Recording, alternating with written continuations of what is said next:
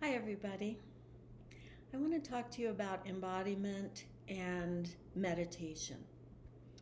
So, most meditation teachers these days are telling people at the beginning of a meditation to drop into their bodies, settle into their bodies, and that's wonderful. I'm so glad that's happening. And at the same time, I really want to share how that's just the beginning of what embodiment has to offer the meditation world. So let's do a moment of embodiment so that we drop into our breath. And we're shifting gears so that our breath has permission to be as long or as short, to be as deep and wide or as shallow. Really feeling your breath and unifying with it so that there's not a watcher and a controller of the breath, and that's in our frontal lobes, and then the breath itself. Instead, you're giving permission to your whole being to breathe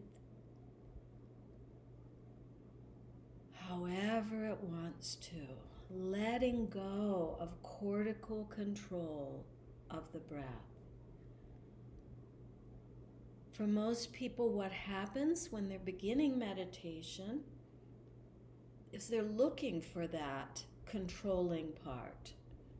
And they're doing a weird little dance. I remember feeling like, okay, I'm supposed to let go, but the more I think about it, the more I'm controlling it. So we do that dance, but eventually, as our embodiment deepens, we can learn to live in a place where our breath is coming and going in its own fullness, in its own rhythm, in its own way. And that's a feeling in our bodies. So as we start to recognize the feeling of a controlled breath, do it with me now.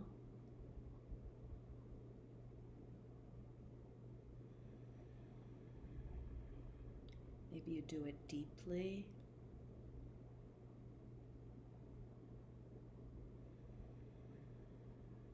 Maybe it's a great breath, but it's being directed from your frontal lobe. In Tai Chi, they say the breath should be long and thin. So feel that. Direct your breath long as it gets in your body, all the way to your pelvic floor, potentially. Letting your whole being relax, especially your nervous system, so that it's not demanding, the nervous system is not demanding a big, full breath.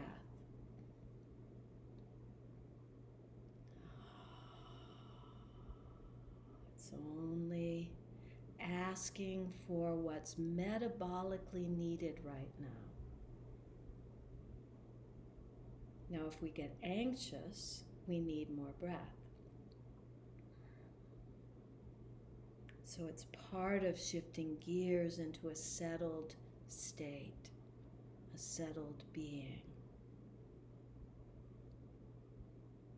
Letting go of the breath. Now let's shift from a directed breath, and it can help to open your mouth a bit. Doesn't mean you have to breathe in and out exclusively through the mouth.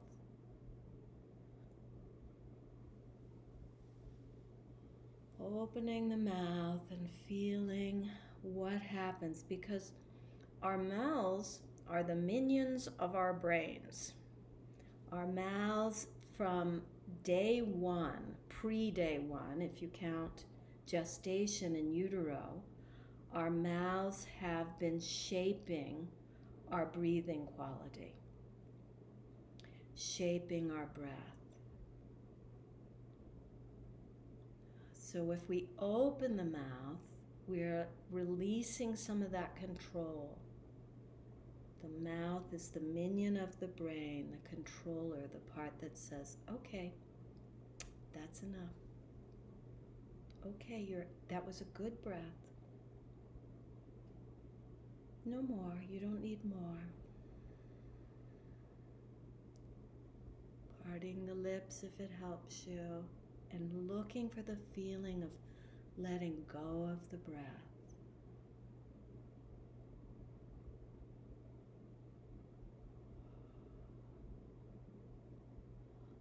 Recognize that state, a state of ease, a state of presence, a state of being with and accepting things as they are.